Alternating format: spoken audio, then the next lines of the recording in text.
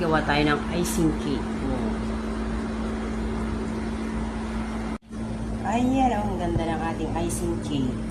Palamigin lang natin at i-transfer natin sa mold. Nagkakaramelize ako ng sugar para sa ating icing cake. Yun na yung isang icing cake. Pinapalamig ko na.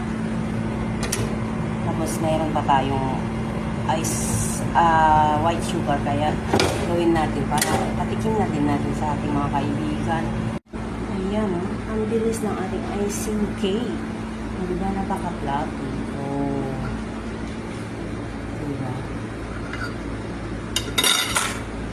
Tiyak magugustuhan ninyo. Icing cake. O, diba? Ang sarap. Ayan. O, diba? Ang ganda. O, konting oras lang. Ayan yung ating icing cake. O, nagkaramelize ako ng sugar. O, milk.